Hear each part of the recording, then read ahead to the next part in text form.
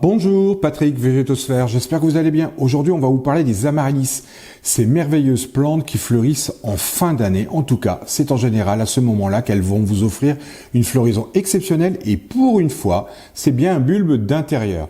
Si vous voulez en savoir davantage sur les amaryllis, c'est tout de suite sur Végétosphère. N'oubliez pas le petit pouce bleu et n'oubliez pas de vous abonner. Shall we begin?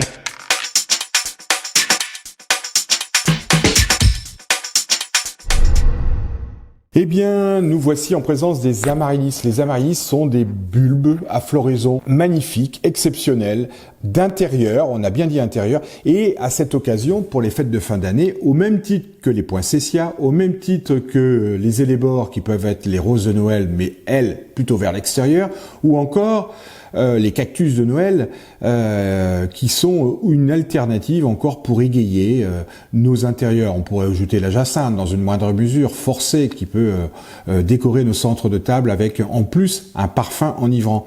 Eh bien là, aujourd'hui, on veut vous parler des amaryllis. Les amaryllis, eh bien, c'est encore une plante très intéressante au niveau botanique. C'est encore quelque part une belle erreur botanique parce que les amaryllis ne sont pas des amaryllis. Les amaryllis sont des hypeastromes.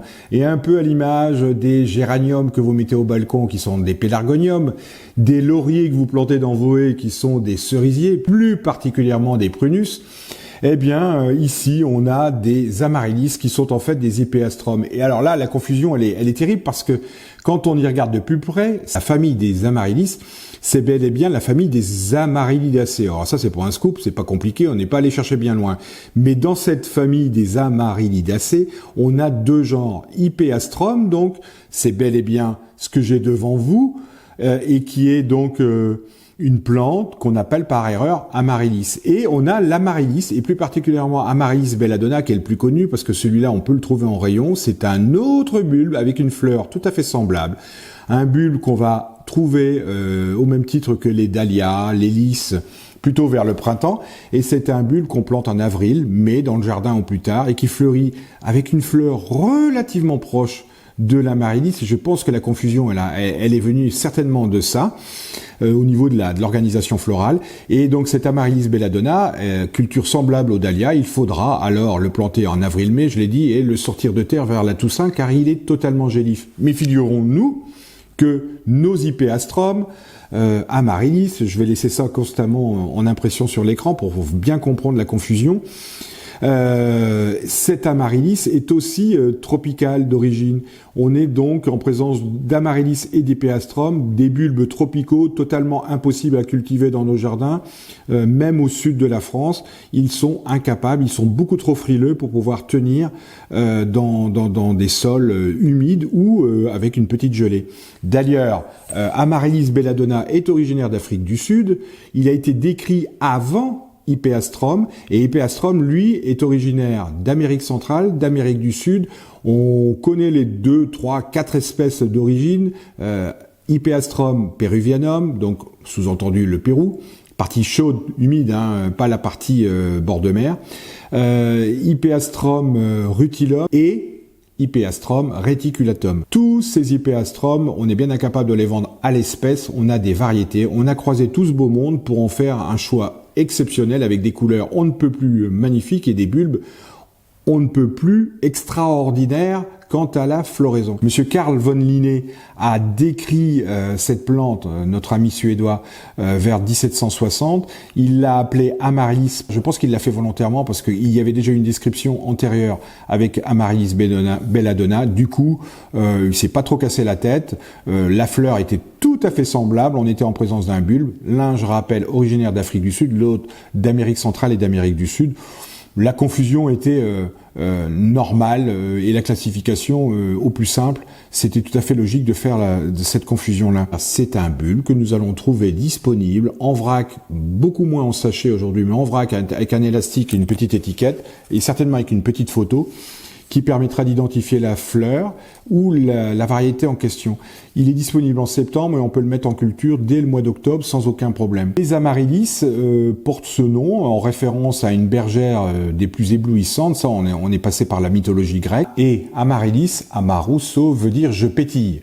Donc on est vraiment en présence d'une fleur exceptionnelle. On va revenir à cette culture qui est tout à fait sommaire. Vous achetez, vous plantez aux 2/3 dans un terreau de plantation ou un terreau plante verte dans un pot plutôt lourd, un pot plutôt en terre cuite, car cette inflorescence qui peut faire 50 à 60 cm avec une fleur qui va faire quelques dizaines de grammes pourrait verser, tomber dès le premier arrosage loupé.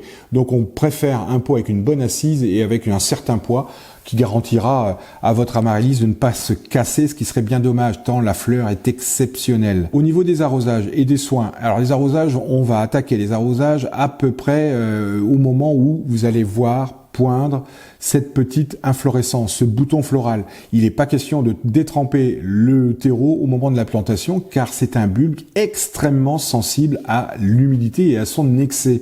La pourriture nous attend au rendez-vous. Une fois le bouton floral parti, on arrose 1 à 2 fois par semaine. Vous allez gérer la température, son développement pour pouvoir tenir et espérer une floraison qui est quand même exceptionnelle au moment de Noël. Vous jouez donc sur la température, je l'ai dit, mais aussi sur la lumière.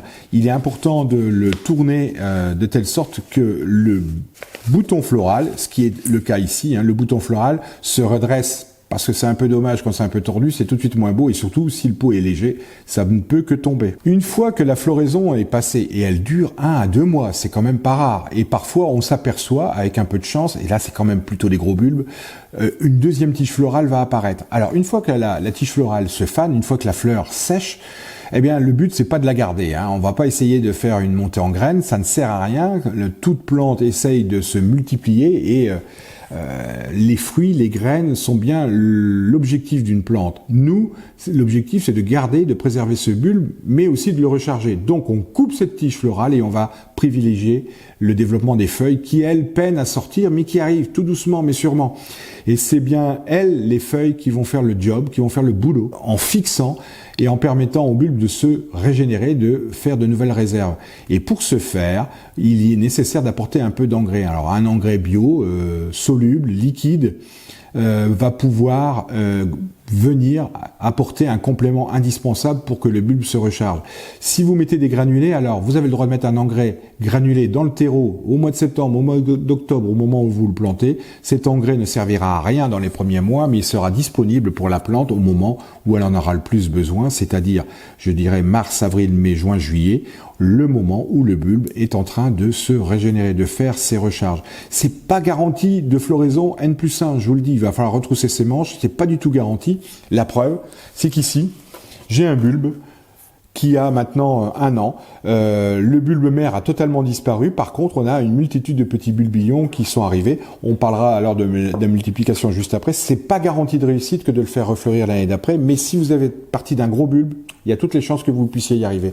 En général, vers le mois d'août, tout le monde se calme, les feuilles commencent à jaunir, à sécher, et c'est cette période de repos qui est nécessaire pour ce bulbe avant l'éveil qui peut intervenir au mois de septembre-octobre pour espérer une nouvelle fleur et une nouvelle floraison en fin d'année. Au niveau de la multiplication, il est bien évident qu'il n'est pas possible de faire de la graine, en tout cas sous nos latitudes. Je rappelle, les Néerlandais font revenir des milliers d'amaryllis cultivés en Afrique du Sud, en Afrique centrale ou en tout cas dans les parties chaudes africaines, mais aussi et surtout en Amérique centrale et en Amérique du Sud, qui sont les lieux traditionnels, les écosystèmes de base de nos Zypeastrum. La multiplication principale pour les amaryllis, et là il faut être un peu patient, qui va consister, comme je l'ai montré là, à diviser tous ces petits bulbillons. Là, j'en ai une petite dizaine. Donc, de nouveaux bulbes d'amaryllis, d'Hypeastrum sont naissants. Il faudrait les séparer, les remettre en pot individuellement et espérer au bout de 4-5 ans une première fleur. C'est le seul moyen de faire de la multiplication en espérant une floraison, donc beaucoup de patience en l'occurrence. Au niveau des parasites, Il n'y a pas grand-chose. La culture de l'amaryllis est telle que on n'a pas un cycle qui permet des attaques de pucerons, des attaques de ceci ou cela. Par contre, la pourriture est bel et bien le problème numéro 1.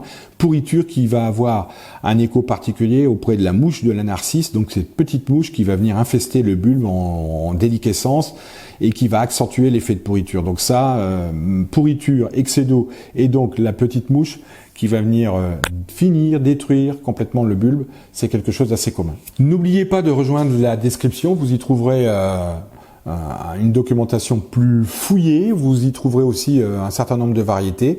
Je vous dis à très bientôt pour une prochaine vidéo. N'oubliez pas de vous abonner, n'oubliez pas le petit pouce bleu. Au revoir, prenez soin de vous, Patrick Végétosphère. Shall we begin?